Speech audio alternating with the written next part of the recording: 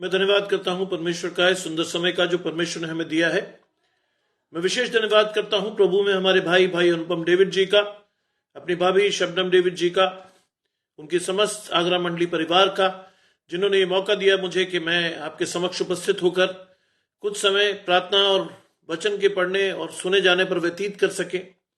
हम सभी वचन के उन गहरे भेदों को समझ सके जो परमेश्वर ने बड़े बड़े ज्ञानियों से छुपाए और हम जैसे मूर्खों पर प्रकट किए।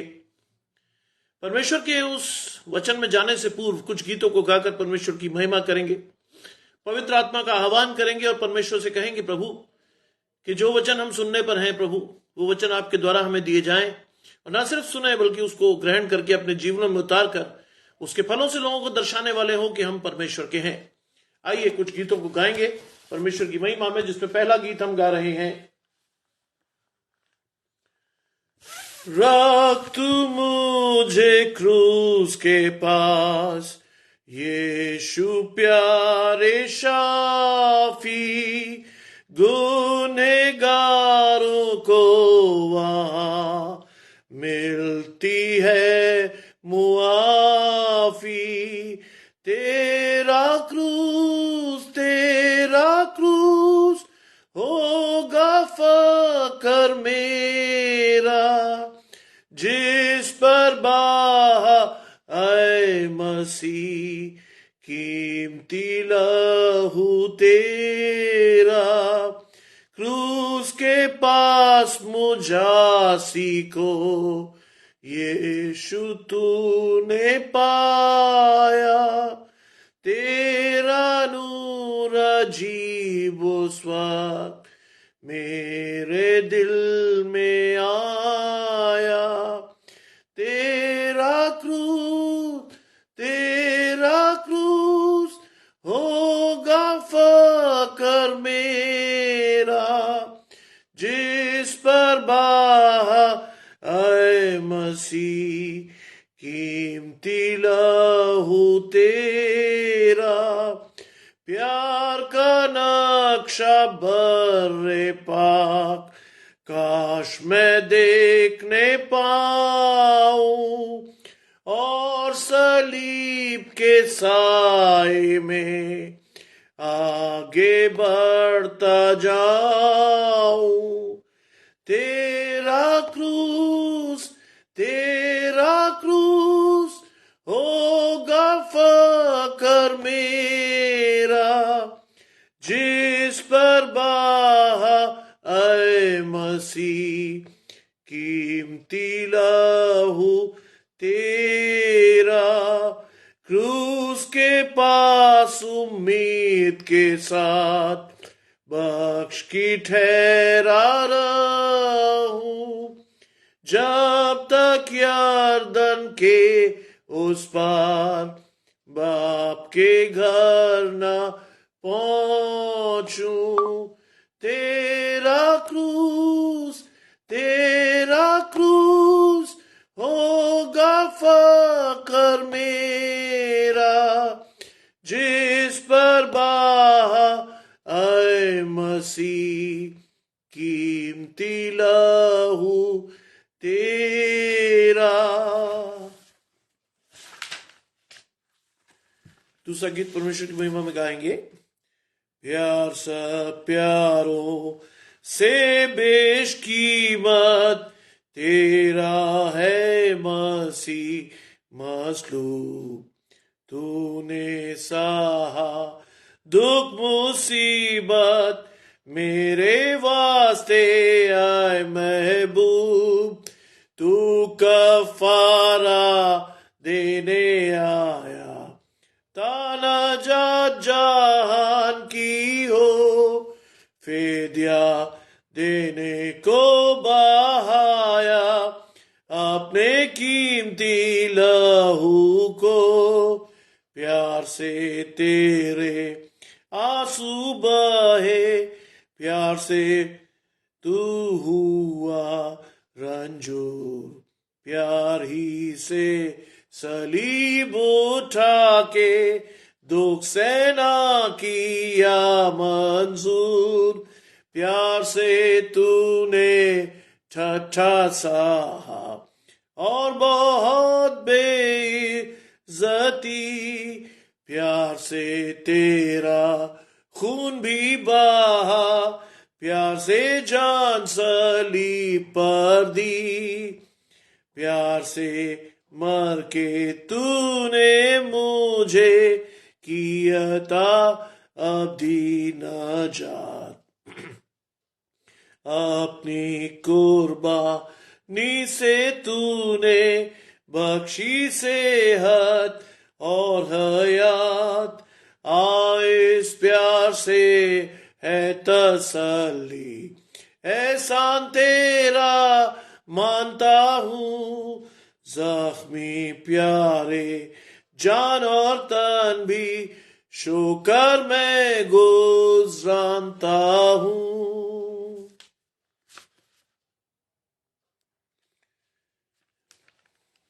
एक और गीत परमेश्वर की महिमा में गा रहे हैं।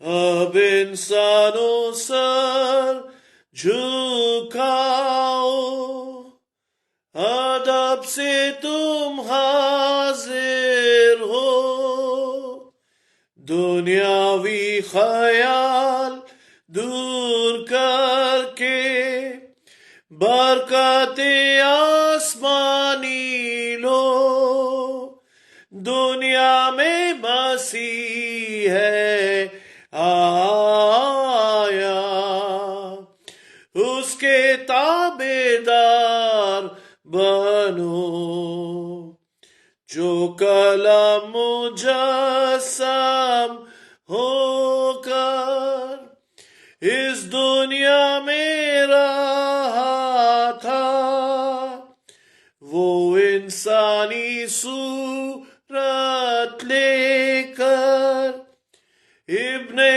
आदम बना था, अब खुराक रूहानी होकर मोमिनों की है ग़िज़ा।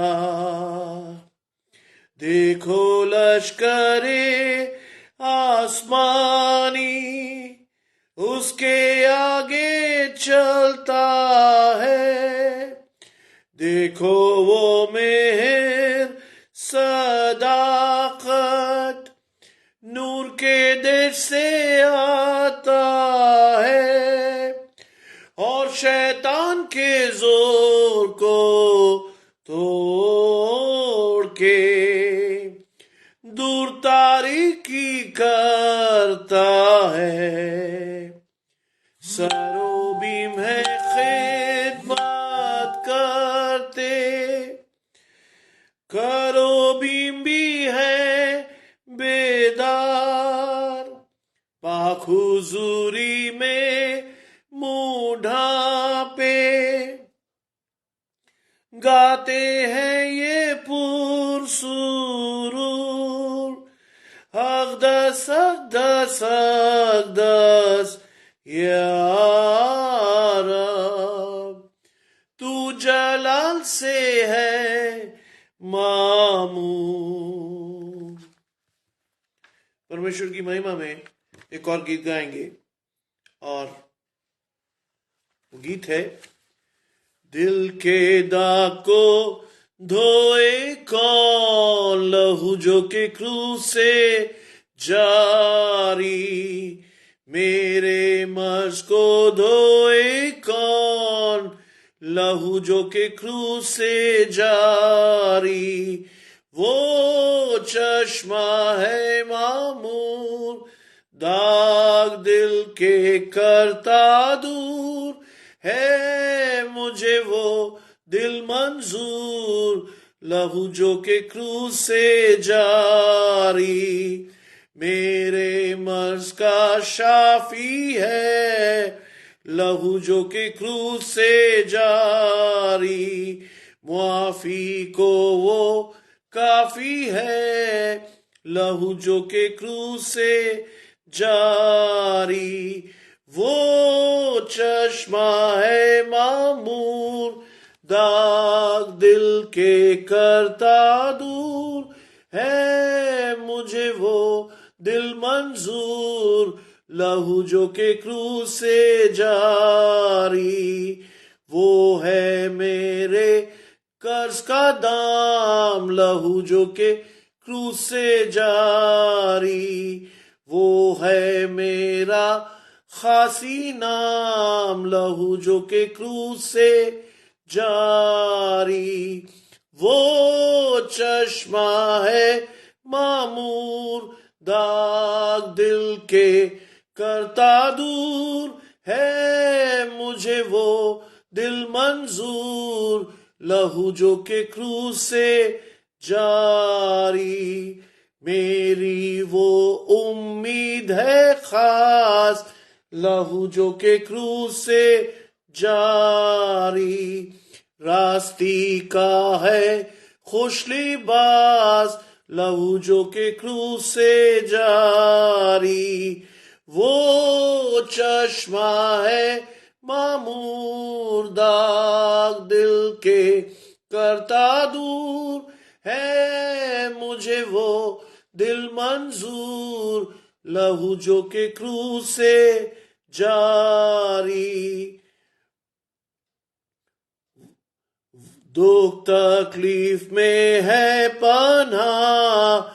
लहू जो के क्रूस से जारी, वो है मेरे घर की राह। लहू जो के क्रूस से जारी, वो चश्मा है मामूर, दाग दिल के करता दूर है मुझे वो दिल मंजूर। लहू जो के क्रूस से जारी, मेरे गीत का है मजमून। लहू जो के क्रूस से जारी, मुझको करता है ममनून।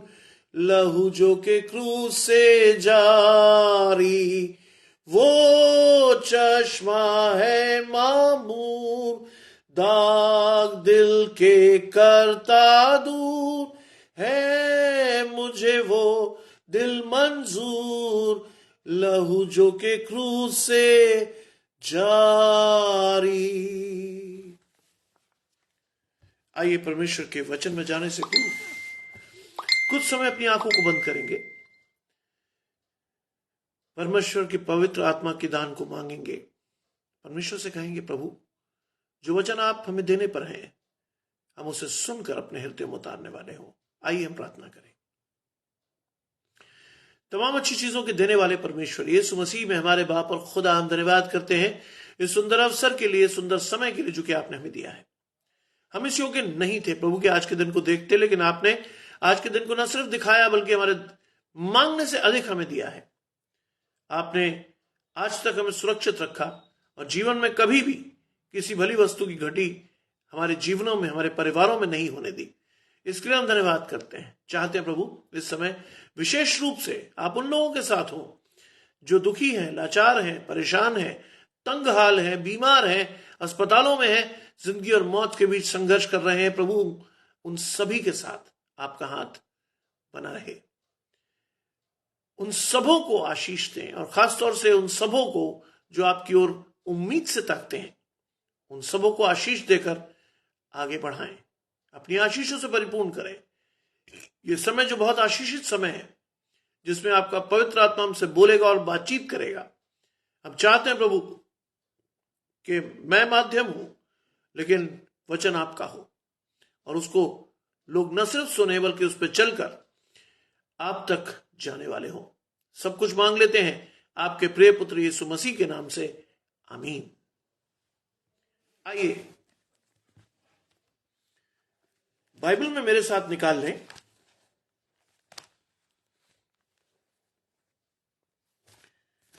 यिर्मयाह नामक पुस्तक, उसका 17वां अध्याय। हम पढ़ रहे हैं 5वें पद से और 13वें पद तक। Book of Jeremiah chapter 17 versus 5th to 13th, जहां लिखा है, यहोवा यूं कहता है, श्रापित है वो मनुष्य जो मनुष्य पर भरोसा करता है और उसका सहारा लेता है। जिसका मन यहोवा से भटक जाता है वो निर्जल देश के अधमरे पेड़ के समान होगा और कभी भलाई न देखेगा। वह निर्जल और निर्जन लोनछाई भूमि पर बसेगा। धन्य है वह पुरुष जो यहोवा पर भरोसा रखता है, जिसने परमेश्वर को अपना आधार माना हो। वह उस वृक्ष के समान होगा जो नदी के किनारे लगा हो और उसकी जड़ जल में के पास फैली हो। जब धूप होगी उसको न लगेगी और उसके पत्ते हरे रहेंगे। सूखे वर्ष में भी उनके विषय में कुछ चिंता न होगी, क्योंकि वो तब भी फलता रहेगा। मन तो सब वस्तुओं से अधिक धोखा देने वाला होता है। उसमें असाध्य रोग लगा है, उसका भेद कौन समझ सकता है। मैं यहोवा मन को खोजता और हृदय को जांचता हूं, ताकि प्रत्येक जन को उसकी चाल चलन के अनुसार अर्थात उसके कामों का फल दूं। जो अन्याय से धन बटोरता है वह उस तीतर के समान होता है जो दूसरी चिड़िया के दिए हुए अंडों को सेती है। उसकी आधी आयु में ही वह उस धन को छोड़ जाता है और अंत में वो मूढ़ ही ठहरता है। हमारा पवित्र आराधनालय आदि से ऊंचे स्थान पर रखे हुए एक तेजोमय सिंहासन के समान है। हे यहोवा, हे इस्राएल के आधार, जितने तुझे छोड़ देते हैं वे सब लज्जित होंगे, और जो तुझसे भटक जाते हैं उनका नाम भूमि पर ही लिखा जाएगा, क्योंकि उन्होंने बहते हुए जल के सोते यहोवा को त्याग दिया है। ये परमेश्वर का वचन है। परमेश्वर का धन्यवाद हो। आज का वचन जब हम मनन करेंगे तो आज का वचन बहुत मुश्किल नहीं है। बहुत ही स्पष्ट सीधे शब्दों में यिर्मयाह नबी ने आपको और मुझे एक संदेश दिया है, और वो है यहोवा पर अटूट भरोसा रखना। आज मुझे और आपको अपने जीवन में इस बात को निरंतर जांचते रहना होगा कि वास्तव में हम किस भरोसे पर जीवन को चला रहे हैं। We have to introspect again and again कि हमारा भरोसा किस पर है, क्योंकि यहां पहली आयत कहती है यहोवा यूं कहता है, thus it is said by God। यहोवा कहता है क्या? श्रापित है वह मनुष्य जो मनुष्य पर भरोसा रखता है और उसका सहारा लेता है। आज मुझे और आपको यह बात देखनी होगी, समझनी होगी कि वास्तव में हम किसके सहारे से अपने जीवन को चला रहे हैं। क्या कुछ प्रभावशाली व्यक्ति हमारे जीवनों में महत्ता रखते हैं? क्या कुछ ऐसे व्यक्तियों को हम जीवन में प्रथम स्थान देते हैं जो समाज में एक प्रतिष्ठित स्थान रखते हैं? या हमारा भरोसा एक जीवते परमेश्वर पर है? और अगर हमारा भरोसा जीवते परमेश्वर पर है तो हम परमेश्वर की दृष्टि में धन्य ठहरेंगे, और अगर नहीं तो पहला ही शब्द कहता है श्रापित है वो मनुष्य जो मनुष्य का सहारा लेता है और उस पर भरोसा रखता है। आज मैं और आप सबसे पहली चीज जिस बात को समझेंगे वो है भरोसा या विश्वास। बाइबल को अगर आप पूरी तरह निचोड़ दें, यदि आपको कहा जाए कि बाइबल को सिर्फ एक शब्द में वर्णित कीजिएगा तो वो वर्णित शब्द होगा विश्वास या भरोसा। बाइबल की कीवर्ड्स में भी ये लिखा है कि जितने उसके पुत्र पर भरोसा रखते हैं या विश्वास रखते हैं वो नाश नहीं होंगे वरन अनंत जीवन के अधिकारी होंगे। पूरी आयत है, परमेश्वर ने जगत से ऐसा प्रेम किया कि उसने अपना इकलौता पुत्र दे दिया ताकि जो कोई उस पर विश्वास या भरोसा करे वो नाश ना हो वरन अनंत जीवन पाए। यानी अनंत जीवन की कुंजी भी यहोवा पर विश्वास करने से ही आ रही है। और यहां पर यहोवा बड़ा स्पष्ट शब्दों में यिर्मयाह नबी के द्वारा कहता है श्रापित है वो मनुष्य जो मनुष्यों पर भरोसा रखता है और उसका सहारा लेता है। शैतान हमारे जीवनों में बहुत आसानी से घुस जाता है। क्यों? क्योंकि हम शैतान को मौका देते हैं कि वो हमारे जीवनों से खिलवाड़ कर सके। हम में से बहुत सारे लोग हैं जिनके लिए यह आयत बहुत साफ तौर पर लिखी है, ना तुम सरगर्म हो या ना ठंडे, तुम गुनगुने हो और मैं तुम्हें अपने मुंह से उगलने पर हूं। आज संसार की बहुत सारी चीजें हमें इस कदर लुभाती हैं कि हम परमेश्वर को छोड़कर उनका पीछा करते हैं, उन्हें प्राप्त करने का प्रयास करते हैं, और उसके लिए जो हम भरोसा करते हैं वो परमेश्वर पर छोड़कर मनुष्यों पर करते हैं। और साफ तौर पर यह लिखा है कि श्रापित है वो मनुष्य जिसका भरोसा मनुष्य पर है। आगे लिखता है, जिसका मन यहोवा से भटक गया है। आज अगर हम अपने आप को मसीही कहते हैं तो हमारा मन परमेश्वर पर लगा रहना चाहिए, हमारी आंखें परमेश्वर पर लगी रहनी चाहिए, हमारा विश्वास परमेश्वर पर अटूट होना चाहिए। और अगर है तो बहुत खुशी की बात है, और अगर नहीं है तो हमारे लिए आयत है कि हमारा मन यहोवा से भटक गया है। और यहां पर उपमा दी गई है, God uses a simile to prove his point. परमेश्वर एक सिमली का इस्तेमाल करते हुए हमें अपनी बात समझाने का प्रयास कर रहा है। वो निर्जल देश के अधमरे पेड़ के समान होगा। निर्जल देश, यीशु मसीह क्या कहते हैं? धन्य है वो जो मुझ में फलता है, क्योंकि मेरा पिता उसे बढ़ाता है और नियत समय पर उसे छांटता है ताकि और फले। यहां वर्ड आया है निर्जल देश, यानी भूमि पर लगाया जाएगा लेकिन पनप नहीं पाएगा, और अगर पनपेगा भी तो उसका स्वरूप कैसा होगा? अधमरे पेड़ के समान। आज मैं और आप अपने जीवनों को बड़े ऑब्जेक्टिवली देखें। क्या हम परमेश्वर की व्यवस्था का ध्यान करके उस पर प्रसन्न रहते हैं, या हमारा जीवन कठिनाइयों परेशानियों से घिरा हुआ है और हम अधमरे पेड़ के समान हैं? ये वो चीज है जिसको आपको किसी को कहना नहीं है।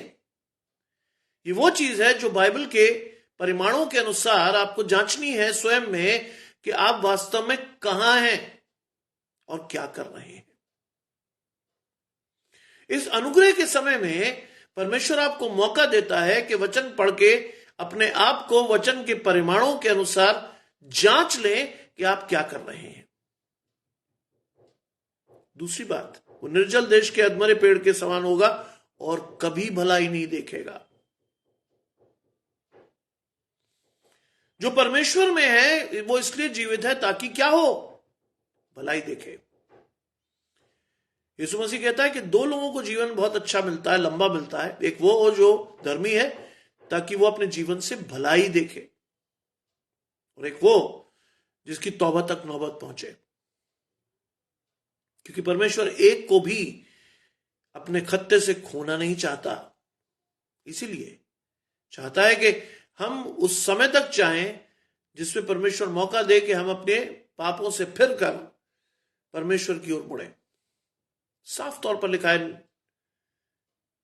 पौलुस लिखता है कि तेरे पाप चाहे अर्गवानी रंग के भी हो, यदि तू उन्हें फिर न करने की कसम खाए तो मैं उनका स्मरण दोबारा नहीं करूंगा। आज ये चीज आपको समझनी है, आज इन चीजों पर आपको गौर करना है। आगे लिखता है, वो निर्जल और निर्जन लोनछाई भूमि पर बसेगा। दोनों बातें हैं, निर्जल और निर्जन, दोनों चीजें। ये दोनों श्राप हैं मसीहत के, और परमेश्वर वो उन व्यक्तियों को दे रहा है जो मनुष्य पर भरोसा रख रहे हैं। और तीसरी चीज है लोनछाई। लोनछाई जमीन ऐसी जमीन है कि वहां पेड़ पौधे पत्ते होते तो हैं, लेकिन वो पनप कर आगे नहीं बढ़ते हैं। उनका स्वरूप और आकार बहुत छोटा होता है, क्योंकि लोन छाई का मतलब है नमकीन भूमि, और नमकीन भूमि में अच्छी फसल नहीं होती। लोन छाई भूमि पर बसेगा, यानी परमेश्वर की श्रापित भूमि पर बसेगा। अब ये तो हुई बात उसकी जिसका भरोसा मनुष्य पर है, लेकिन आगे जिसका भरोसा परमेश्वर पर है उसको यहोवा क्या कहता है? धन्य है वह पुरुष जो यहोवा पर भरोसा रखता हो। धन्य है वो पुरुष जो यहोवा पर भरोसा रखता हो और जिसने परमेश्वर को अपना आधार माना हो। बचपन में जब हम संडे स्कूल में थे तो संडे स्कूल में हमें गाना सिखाया गया था, चट्टान पर बुद्धिमान ने बनाया अपना घर और बारिश जोर से आई, और बारिश जोर से आई और तूफान भी उठा, लेकिन चट्टान का घर स्थिर रहा। बालू पे बनाया एक मूर्ख ने अपना घर, और बारिश जोर से आई, और बारिश जोर से आई और तूफान भी उठा, और मूर्ख का घर गिर गया। और यहां लिखा है जिसने परमेश्वर को अपना आधार माना हो। आज सबसे बड़ी चीज है हमारे विश्वास का आधार क्या है। आज हमारे परिवार की नींव किस पर पड़ी है? आज हम परमेश्वर को अपने जीवन में कैसे देखते हैं? ये वो ज्वलंत प्रश्न है जिनका जवाब आपको और मुझे लगातार परमेश्वर से जानते रहना है। जागते रहो, तुम्हारी कमरे बंदी रहे, ना जाने कब दूल्हा आ जाए। दूसरा शब्द जो बाइबल में लगातार प्रयुक्त होता है वो है चौकस रहो, शैतान तुम्हें भरमाने ना पाए। लेकिन जागते रहना और चौकस रहने के लिए जो सबसे बड़ी आशीष परमेश्वर ने हमें दी है वो है वचन। वचन से ही हम चौकस रह सकते हैं, वचन से ही हम जागृत रह सकते हैं, और वचन के अनुसार ही हम अपने जीवन में आगे बढ़ सकते हैं। जब तक हम ऐसा नहीं कर रहे तो ये बात, ये आयत हम नहीं कह सकते, धन्य है वह पुरुष जो यहोवा पर भरोसा रखता हो। विश्वास से हम ये नहीं कह सकते कि हम यहोवा पर भरोसा रखते हो, नहीं रख सकते, क्योंकि अगली आयत का हिस्सा है यिर्मयाह 17:7 में लिखा है, जिसने परमेश्वर को अपना आधार मान लिया हो। आज हमारा आधार क्या है? सबसे पहले इसे हमें चेक करना है। ऑब्जेक्टिवली चेक कीजिएगा, किसी तरह की कोई मिलावट मत करिएगा। देखिएगा कि परमेश्वर ने आपको किस आधार पर रखा है, क्या चाहता है परमेश्वर आपसे।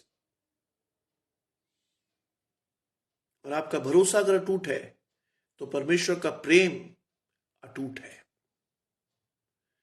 It is a vice versa thing. जैसा आप करोगे उससे कई गुना परमेश्वर करेगा, क्योंकि परमेश्वर कभी किसी का कर्जदार नहीं है। क्या लिखता है? वो उस वृक्ष के समान होगा जो नदी किनारे लगा हो और उसकी जड़ जल के पास फैली हो। अब ये जो चीज है ये भी एक सिमिली है। सिमिली का मतलब समानता में परमेश्वर आपसे क्या कह रहा है, ये भी दृष्टांत जैसी चीज है। क्या लिखा है? वो उस वृक्ष के समान होगा जो नदी किनारे लगा हो। कौन सी नदी? किस नदी की बात हो रही है? जीवन के जल की नदी।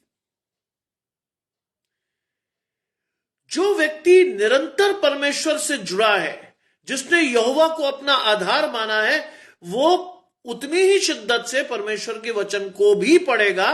और इसीलिए लिखा गया है कि वो उस वृक्ष के समान होगा जो नदी किनारे लगा हो। आज आप और मैं देखें कि हम किस किनारे पर लगे हैं।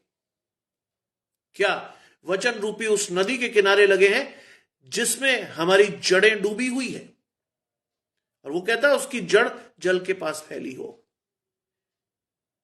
कौन सा जल? जीवन का जल। जीवन का जल आपको क्या पर देता है? अनंत जीवन की पहली स्टेज है जीवन का जल। कहां से मिलेगा? वचन से। कैसे प्राप्त करेंगे? पवित्र आत्मा के सानिध्य से। कैसे उसको बचाए रख सकेंगे? कैसे अपने जीवन में उतारेंगे? पवित्र आत्मा के साथ। मैं तुम में बसूंगा, चलूंगा, फिरूंगा और अपने काम करूंगा। ये मेरी फेवरेट आयत है कि लोग तुम्हारे फलों से देखकर तुम्हें पहचान लेंगे कि तुम किसके हो। इवन ये परमेश्वर ने दृष्टि दी है गैर मसीहों को भी, कि वो फलों से देखकर पहचानेंगे कि हम किसके हैं। आगे लिखा है, जब धूप होगी और उसको नहीं लगेगी, उसके पत्ते हरे रहेंगे। धूप होगी। धूप का मतलब बुरा समय। जब बुरा समय होगा तो भी परमेश्वर उसके साथ रहेगा और उसके पत्ते हरे रहेंगे। क्यों? क्योंकि उसने विश्वास किया है परमेश्वर पर। इसलिए आज मुझे और आपको बार बार इस बात को जांचते रहना होगा कि मेरा और आपका भरोसा किस पर है। क्या कष्ट या परेशानी आने पर हम परमेश्वर की ओर ताकते हैं या शैतान की ओर मुड़ जाते हैं? जरा सा कष्ट, जरा सी परेशानी, जरा सा दुख क्या हमें परमेश्वर से दूर करता है या परमेश्वर से जोड़ता है? आज आपको और मुझे निरंतर ये बात सीखनी है। निरंतर प्रार्थना में लगे रहो। तुम्हारे वचन और प्रार्थनाएं परमेश्वर के सम्मुख उपस्थित किए जाएं। आज आपको और मुझे देखना है कि जब धूप होगी तो उसको ना लगेगी और उसके पत्ते हरे रहेंगे, और सूखे वर्ष में भी उनके विषय में कुछ चिंता नहीं होगी। यानी in extreme conditions God is with the person who believes in God. Extreme conditions में भी खुदा उस व्यक्ति के साथ बना रहेगा जिसका भरोसा यहोवा पर है। और लिखा है क्योंकि वो तब भी फलता रहेगा। भजनकार भजन 1:1 में लिखता है, वो बहती हुई नालियों के किनारे लगाया गया है और उसके पत्ते कभी मुरझाते नहीं। यह है परमेश्वर के व्यक्ति की पहचान। और यही वो पहचान है जो आपको गैर मसीहों से या गैर विश्वासियों से अलग करती है। आपका परमेश्वर पर भरोसा और परमेश्वर का आपके जीवन में प्रवेश, और वो प्रवेश इस कदर फलीभूत होता है कि आप एक्सट्रीम कंडीशंस में भी, अत्यंत विषम परिस्थितियों में भी अपने आप को परमेश्वर के साथ पाते हो। बहुत सीधा वचन है। बिल्कुल ऐसा वचन नहीं है कि जिसको समझने के लिए आपको दिमाग लगाना पड़े। पवित्र आत्मा के सानिध्य को मांगिए, परमेश्वर से कहिए कि प्रभु, जो कुछ मैं पढ़ता हूं, जो कुछ मैं सुनता हूं, जो कुछ मैं सीखता हूं, उसको समझने की शक्ति भी मुझे दे, जिससे मैं तेरे उस गहरे और गुप्त भेदों को समझ सकूं जिसे तूने बड़े बड़े ज्ञानियों से छुपा रखा और मुझ जैसे मूर्खों पर प्रकट किया चाहता है।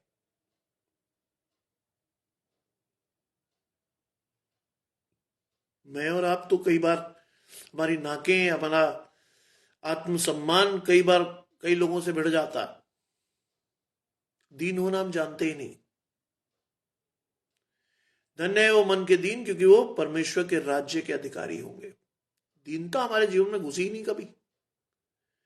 हमें तो लगता है कि हम बहुत ऊंचे स्थान पर हैं। दीन कैसे हो सकते हैं हम? लेकिन परमेश्वर का वचन अगर हम पढ़ते हैं तो लिखता है कि परमेश्वर के राज्य में जो बड़ा होना चाहे वो अपने आप को छोटा बनाए। अगर आपको परमेश्वर के चुनाव में आना है तो अपने आप को छोटा बनाइए। देखिए, परमेश्वर आपको उस वक्त आने पर शिरोमणि करेगा। दूसरी चीज जो मेरे जीवन का आधार है, जिसे मैं हमेशा बहुत शिद्दत से फॉलो करता हूं, वो ये कि समय है, परमेश्वर की ओर ताकते रहे और देखें कि परमेश्वर आपके लिए करता है कि नहीं करता है। मैं अपने जीवन के हर बड़े फैसले को परमेश्वर पर छोड़ता हूं, चाहे वो मेरी नौकरी का फैसला था, चाहे मेरे विवाह का, चाहे मेरे बच्चों का, जो भी था, उसे हां और आमीन में परमेश्वर ने पूरा किया। और तीसरी चीज, जब परमेश्वर देता है तो वो उसमें दुख मिलाकर नहीं देता। फिर आपको पहली आयत पर ले जा रहा हूं। श्रापित है वह मनुष्य जिसका भरोसा मनुष्य पर है और वो उसका सहारा लेता है। आगे लिखता है, क्यों हम ऐसा करते हैं? क्यों हम ऐसी चीजें करते हैं जो शैतान को इंगित करती है या दर्शाती है? क्या चीज? मन तो सब वस्तुओं से अधिक धोखा देने वाला होता है और उसमें असाध्य रोग लगा है। साफ तौर पर परमेश्वर कह रहा है, मन तो सबसे अधिक धोखा देने वाला होता है और उसमें असाध्य रोग लगा है। आज चेक कीजिए अपने आप को कि मैं और आप, अगर हम स्वयं पर भरोसा करते हैं तो अपनी मन की सुन के कई उल्टे काम भी करते हैं। क्यों? क्योंकि मन में तो असाध्य रोग लगा है। शैतान हमारे मनों में प्रवेश करके क्या गलत काम हमसे करवा ले जाए पता नहीं, क्योंकि बहुत धोखा देने वाला मन। लेकिन वो मन तब एकाग्र होगा जब उसमें परमेश्वर का वास होगा, जब उसमें पवित्र आत्मा की कशिश होगी, जब हम अपने पुराने मनुष्यत्व को छोड़कर परमेश्वर को अपने जीवन में लेंगे, तब हम बड़े विश्वास से कह सकते हैं कि हमारा मन परमेश्वर की ओर लगा है।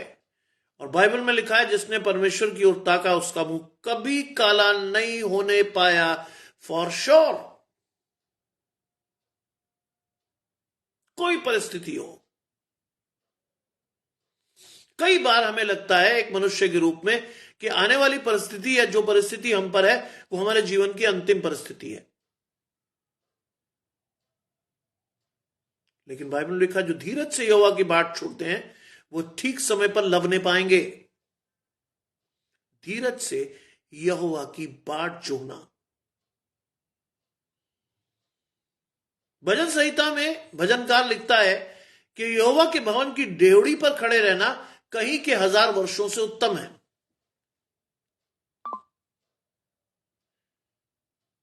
लेकिन हम पढ़ेंगे तभी तो।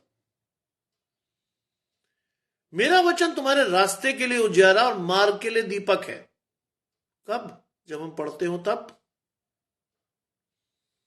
मन तो हमें तरह तरह की चीजें करवाता है, इंटरनेट, फेसबुक, व्हाट्सएप, ये वो फलाना ठिकाना। हम अपने समय को इस कदर बर्बाद करते हैं कि हम बाइबल के 3 T's को भूल जाते हैं। Time, treasure, talent. हम अपने टाइम को बहुत खुशी से बर्बाद करते हैं। हमारे जीवन में जो आशीषें परमेश्वर ने हमें तोड़ों के रूप में दी हैं, उसको भी हम परमेश्वर के लिए कभी इस्तेमाल नहीं करते। जबकि बाइबल में साफ लिखा है कि उस व्यक्ति ने अपना तोड़ा जमीन में दबा दिया और उसको नरक की सजा मिली। लेकिन उसके बावजूद भी हम चेतते नहीं है। ट्रेजर क्या है हमारा? बाइबल में साफ लिखा है, अपना धन वहां जमा करो जहां न तो चोर चुरा सकता है न कीड़े और काई बिगाड़ सकते हैं। सी योरसेल्फ, अपने आप को, और मैं भी उसमें शामिल हूं। देखें, आज हम धन की के लिए कितना संघर्ष कर रहे हैं, कितने गलत काम हमारे जीवनों से कर रहे हैं हम, और खुदा की कितनी बड़ी आशीषों को हमने अपने हाथों से रोक रखा है। क्यों? क्योंकि मन में तो असाध्य रोक लगा है, और वो सबसे अधिक धोखा देने वाला होता है। उसके आगे की आयत जब पूरी हो रही है तो वो बहुत इंपॉर्टेंट है आपके लिए। उसका भेद कौन समझ सकता है? मैं और आप नहीं समझ सकते। कौन समझेगा? यदि पवित्र आत्मा हमारे जीवनों में होगा तब हम समझेंगे कि हमारे जीवनों से क्या खिलवाड़ शैतान कर रहा है। अच्छे और बुरे की पहचान पवित्र आत्मा के द्वारा ही हो सकती है, जो हमारे जीवनों में रहेगा, चलेगा, फिरेगा और काम करेगा, प्रोवाइडेड हम पवित्र आत्मा को इनवाइट करें, यहोवा को अपने जीवन में लें। आगे जो लिखा है वो बहुत इंपॉर्टेंट हो जाता है, और वो इंपॉर्टेंट इस रूप में हो जाता है कि आपको और मुझे जो चीज समझ में आएगी वो क्या है? आपको और मुझे जो चीज समझ में आएगी वो है कि वास्तव में जो चीज आपको और मुझे समझ में आनी चाहिए इस समय, वो होगी क्या? मैं यहोवा मन को खोजता और हृदय को जांचता हूं। You cannot befool God, you cannot. You can befool man but you cannot befool God. आप दुनिया में मनुष्यों को अपने चेहरों से धोखा दे सकते हैं, लेकिन आप परमेश्वर को धोखा नहीं दे सकते। क्यों? क्योंकि यहोवा मन को खोजता और हृदय को जांचता है। चौकस रहें। तुम्हारे काम दूसरों को दिखाने के लिए ना हो। यहोवा की ओर देखो और उसी पर विश्वास करो।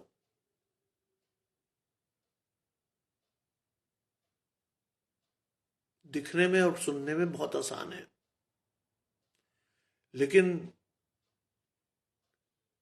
जब पालन करते हैं ना उसको, बहुत मुश्किल चीज है।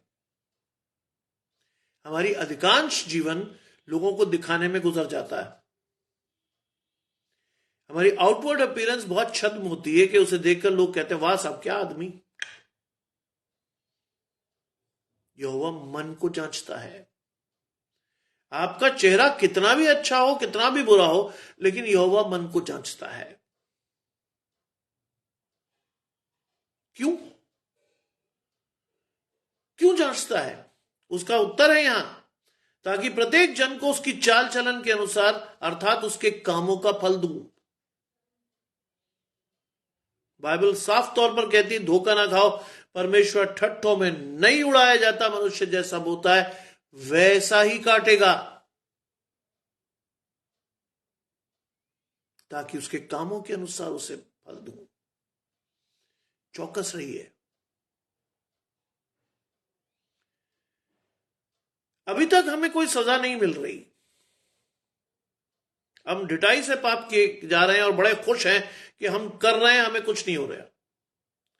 बाइबल में लिखा तुम सुन्न होकर पाप करते हो। सुन्न मतलब तुम्हारी कॉन्शियस इतनी मर गई है, तुम्हारा मन इतना मर गया है कि तुम्हें पता ही नहीं चलता कि तुम पाप कर रहे हो। और दुर्भाग्य यह है कि हम में से बहुत सारे लोग अपने पापों को जस्टिफाई करते हैं कि हम इसलिए कर रहे हैं क्योंकि ये जरूरी था। बाइबल में लिखा है तेरी हां हां हो, तेरी ना ना हो, इसके बीच में जो भी होगा वो अपराध है, यह पाप है। सोचिए हम क्या कर रहे हैं आज। आगे लिखता है, फल की बात हो रही है। जो अन्याय से धन बटोरता है वो उस तीतर के समान होता है जो दूसरी चिड़िया के दिए हुए अंडे सेता है। कहने को हम मसीह हैं, काम किसका कर रहे हैं हम? शैतान का। We proclaim ourselves as Christians, but we are not. Because जो भी हम कर रहे हैं वो परमेश्वर का नहीं, शैतान का काम है। लिखा है तुम दूसरी चिड़िया के दिए हुए अंडों को से रहे हो। दूसरी चिड़िया कौन हुई? शैतान। उसको हम से रहे हैं। और बाइबल में लिखा है लालसा पाप को उत्पन्न करती है और पाप मृत्यु को जन्म देता है। लालसा, आज सारी चीजें मन से जन्मती है। लालसा के बाद हम एग्जीक्यूट करते हैं, प्लान बनाते हैं कि उस लालसा को कैसे पूरा करें, और जब हम पूरा कर लेते हैं तो हम मृत्यु की तरफ बढ़ जाते हैं। मृत्यु किसका ऑपोजिट है? अनंत जीवन का। और मृत्यु का अर्थ है शैतान के कब्जे में चले जाना। बहुत साफ वचन है परमेश्वर का। भोले लोगों को भी विद्वान बना देता है। क्यों लिखा बाइबल में परमेश्वर ने कि यहोवा ने मूर्खों को चुना के वो ज्ञानवानों को लज्जित करें? क्यों जानते हैं? परमेश्वर ने ज्ञानवानों को इसलिए नहीं चुना कि वो हर जगह अपना दिमाग यूज करते हैं। मूर्ख को पता ही नहीं होता, और जब नहीं पता होता तो वो परमेश्वर के दिए हुए वचन को एज इट इज परोस देता है कि लाओ साहब, परमेश्वर ने ऐसा कहा। क्योंकि लिखा है बाइबल में कि परमेश्वर के वचन में मिलावट नहीं कर सकते भाई, की तो उसकी सजा मिलेगी। इसलिए परमेश्वर ने मूर्खों को ज्ञानवानों के ऊपर चुना कि वो उनको लज्जित करें।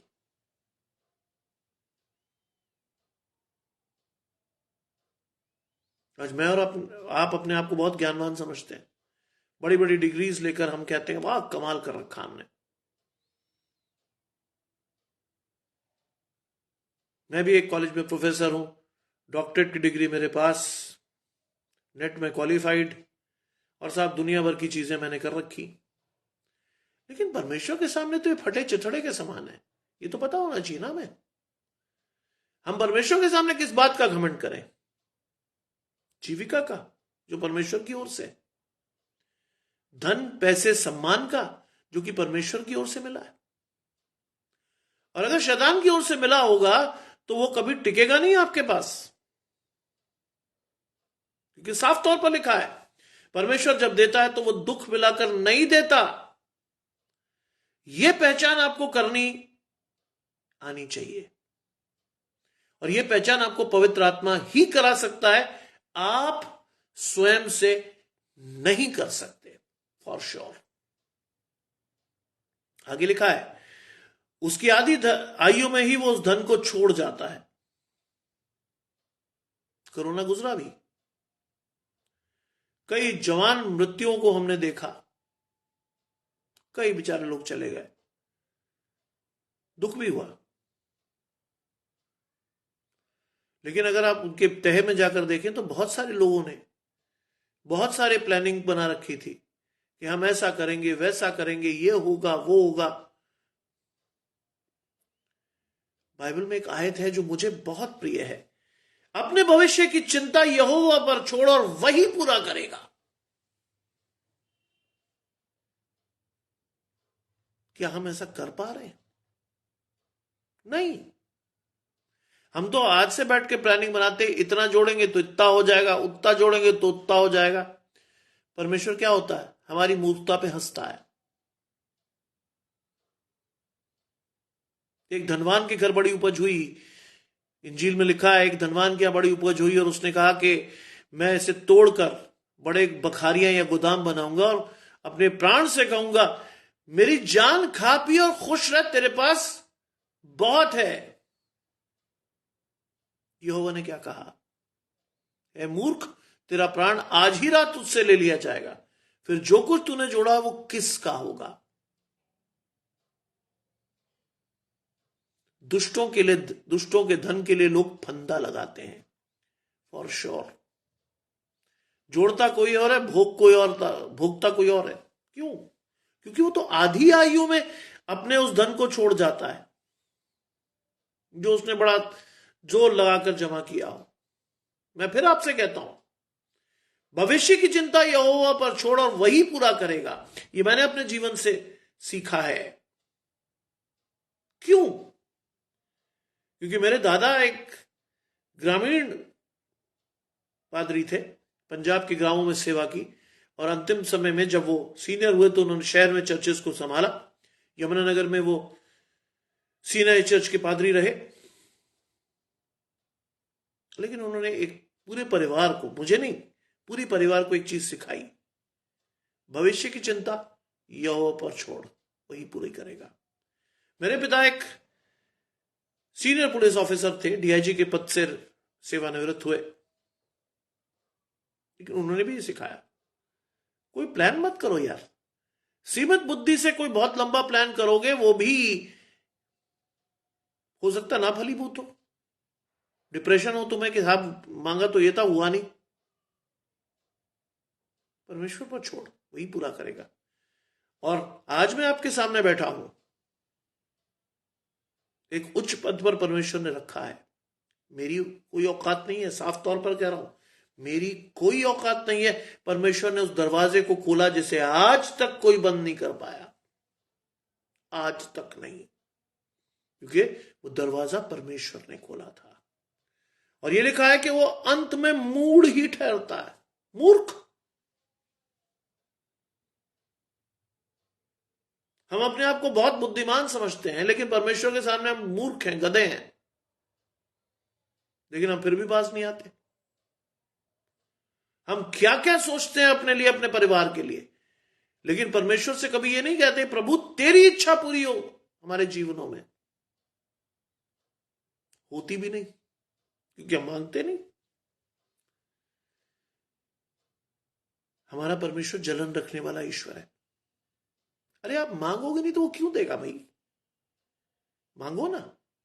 देखो बाइबल की उस आयत को आपके जीवन में पूरी होती आपको दिखेगी, मेरे हाथ छोटे नहीं होगा कि मैं तुम्हें दे ना सकूं, और मेरे कान बहरे नहीं होगा कि मैं तुम्हें सुन ना सकूं। क्या आप परमेश्वर के पास जाते हैं? क्या मांगते हैं आप परमेश्वर से? मेरे कहे अनुसार एक चीज मांगिएगा, देखिए परमेश्वर आपको देगा। परमेश्वर से बुद्धि का दान मांगिएगा, जो सब चीजों का मूल है। बिना उलाना दिए परमेश्वर आपको दे देगा। और उसके बाद परमेश्वर की पवित्र आत्मा के दान को मांगिएगा, जो परमेश्वर आपको बड़ी शांति और इत्मीनान से देगा। वो शांति जो मनुष्यों की समझ से परे है, तुम्हारे दिलों और ख्यालों को पाक रखेगी। लेकिन हम ऐसा करते हैं क्या? नहीं। इसीलिए हम जैसे लोगों के लिए, मेरे और आपके लिए क्या लिखा है? अंत में मूढ़ ही ठहरते हैं हम, मूर्ख। 12वीं आयत कहती है, हमारा पवित्र आराधनालय आदि से ऊंचे स्थान में रखे हुए एक तेजोमय सिंहासन के समान है। हमारा पवित्र आराधनालय, किसकी बात कर रहा? पवित्र आराधनालय को लेके, वो स्वर्ग की। अनंत जीवन का फाइनल रिजल्ट क्या है? हेवन। हे मेरे पिता के धन्य लोगों, जाओ और उस राज्य के अधिकारी हो जाओ जो जगत के अंत से मैंने तुम्हारे लिए सुरक्षित रखा है। न्याय के दिन परमेश्वर अपने दाहिनी ओर वालों से कहेगा। इसीलिए शब्द आया है, पवित्र आराधनालय आदि से ऊंचे स्थान पर रखे हुए तेजोमय सिंहासन के समान है। मैं चाहता हूं मैं रहूं, जहां मैं रहूं वहां तुम भी रहो। यीशु मसीह कहता है, मैं चाहता हूं, मैं जा रहा हूं तुम्हारे लिए जगह तैयार करूं, क्योंकि जहां मैं रहूं वहां तुम भी रहो। क्या तैयारी है हमारी? कैसे हम अपने आप को परमेश्वर के सामने देखेंगे? कैसे हम परमेश्वर के सामने खड़े हो पाएंगे? बाइबल कहती पवित्र बनो क्योंकि तुम्हारा बुलाने वाला पवित्र है। साफ तौर पर लिखा है। क्या हम पढ़ते हैं? नहीं। हम जानने का प्रयास भी नहीं करते बाइबल में हमारे लिए क्या लिखा है। बाइबल वो बेशकीमती खजाना है जो मिट्टी के बर्तनों में रखकर हमें दिया गया है, लेकिन हमने तुच्छ जाना उसको। बहुत से घरों में तो बाइबल एक पुस्तक है जो किसी कोने में विराजमान है, पता ही नहीं हिसाब क्या हो रहा है क्या नहीं है। हम अपने में मगन हैं, शैतान हमें मगन किए हुए नहीं चाहता कि हम बाइबल को पढ़ें, समझें, सीखें और परमेश्वर की ओर फिरें। लिखा है, हे यहोवा, हे इज़राइल के आधार, जितने तुझे छोड़ देते हैं वो सब लज्जित होते होंगे। देखिए, परमेश्वर ने आपको और मुझे चुनने की स्वतंत्रता दी है। आइदर यू एक्सेप्ट गॉड और रिजेक्ट इट, या तो आप परमेश्वर को चुनो या छोड़ दो। और यहां पर लिखा है जितने छोड़ देते हैं वो सब लज्जित होंगे। कई घरों में आप जाओगे, कई लोगों से आप मिलोगे, तो आपको बिल्कुल एहसास हो जाएगा कि ये कहलाते तो मसीह हैं, लेकिन है नहीं, क्योंकि उन्होंने यहोवा को छोड़ दिया है। और जैसे ही आप यहोवा को छोड़ देते हैं, यहोवा क्यों आप यहोवा किस बिना पर आपके साथ टिका रहेगा, वो भी छोड़ देता आपको। इसीलिए लिखा है बाइबल में, लज्जित होंगे हम सब। कभी भी जीवन में अगर आप चाहते हैं कि आप शिरोमणि हो, परमेश्वर को आगे रखिएगा। मेरी मां विगत वर्ष, गुजरे हुए वर्ष मुझे छोड़कर चली गई। मेरे जीवन का एक बहुत बड़ा सेटबैक था। मैं शायद अभी तक उससे उबर नहीं पाया हूं। उससे पहले मैं व्हाट्सएप पे लोगों को लगभग 300-400 लोगों को गुड मॉर्निंग भेजता था, एक थॉट भेजता था, लेकिन उसके बाद मेरी हिम्मत ही नहीं हुई। मां का जाना मेरे जीवन में एक बहुत बड़ा सेटबैक था, क्योंकि वो मां जिसकी वजह से मेरा अस्तित्व था, वो मां जिसने मुझे यह सिखाया था कि रात को कैसे तुम्हें सोना है दुआ करते हुए, और सुबह उठ के कैसे परमेश्वर को अपने जीवन में आगे लाकर रखना है। कहना है परमेश्वर से कि दिन शुरू हो गया, प्रभु मेरे आगे चल, रास्ते को तुरंत कर, और जो कुछ मैं करने पर हूं उसमें मुझे आशीष दे। आसान नहीं होगा। मां के जाने के बाद वास्तव में वो तो मेरी शारीरिक मां थी, लेकिन उससे मेरा अस्तित्व था, और उस अस्तित्व के साथ आज भी मैं समझौता नहीं कर पाया। सोचिए, परमेश्वर जो आपका आत्मिक पिता है, अगर आप उसके साथ नहीं जुड़े रहे तो वास्तव में यह लज्जा का प्रश्न ही है। साफ तौर पर यहोवा लिखता है, लज्जित होंगे जो तुझसे भटक जाते हैं, उनका नाम भूमि पर ही लिखा जाएगा। यस, हमें पता भी नहीं चलता कि शैतान कैसे हमें भटका देता है।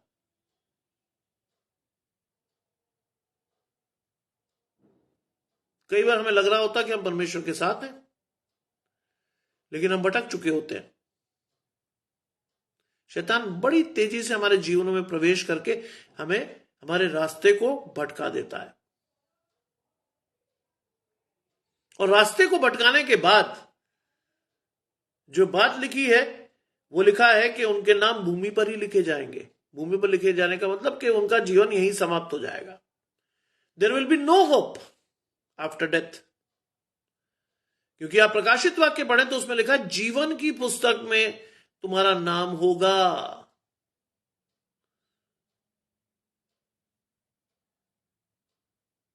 ये वो फिलॉसफी है जो यूहन्ना बपतिस्मा देने वाले ने लिखी।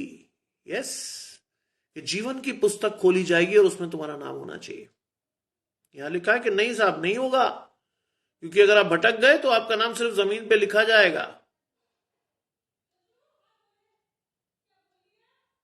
और जो लिखा जाएगा उसमें लिखा है क्योंकि उन्होंने बहते हुए जल के सोते यहोवा को त्याग दिया है। शुरुआत भी वही थी, अंत भी वही है। जल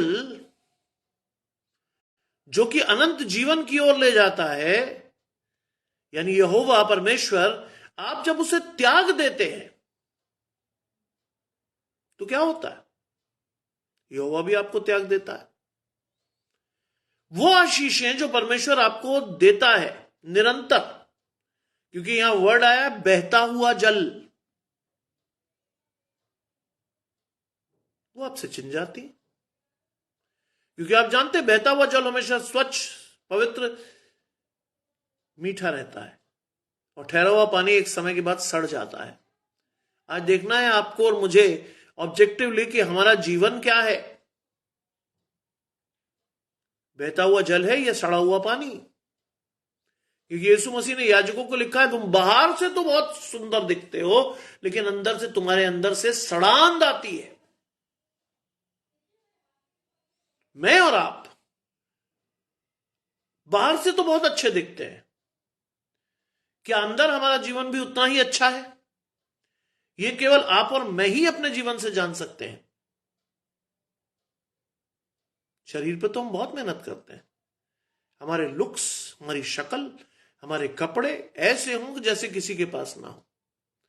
लेकिन मेरा आपसे ज्वलंत प्रश्न है, क्या हम अपने आध्यात्मिक जीवन पर भी उतना ही जोर देते हैं जितना जोर हम अपने शरीर पर दे रहे हैं? और अगर हां, तो बहुत आशीष का विषय है आपके और आपके परिवार के लिए, और अगर ना, तो समय रहते हुए, चौकस रहते हुए चेत जाइए, परमेश्वर के लिए फिरिए, और परमेश्वर की उन आशीषों को जो शैतान ने आपके लिए रोक रखी है उसे प्राप्त करके हां और आमीन के साथ परमेश्वर के साथ आगे बढ़ते रहिए। आइए हम प्रार्थना करें। तमाम अच्छी चीजों के देने वाले परमेश्वर यीशु मसीह में हमारे बाप और खुदा, हम धन्यवाद करते हैं सुंदर अवसर के लिए, क्योंकि आपने बड़ी अधिकाई से हमें दिया है। होने दे ये वचन हमारे हृदयों को छेदे, हमारे हृदयों में बोया जाए, 60, 100, 70 गुना फल लाकर हम वास्तव में दुनिया को दिखा सकेंगे हम परमेश्वर के हैं। रात जो हम पर आया चाहती है, आपके फरिश्ते हमारी निगरानी चौपानी करें, और कल सुबह जब हम उठें तो आपको जीवन में आगे रखकर अपने जीवन के प्रत्येक कार्य को शुरू करें। सब कुछ मांग लेते हैं आपके प्रिय पुत्र यीशु मसीह के नाम से, सुने और ग्रहण करें, आमीन। आपको मेरे और मेरे परिवार की ओर से जय मसीह की।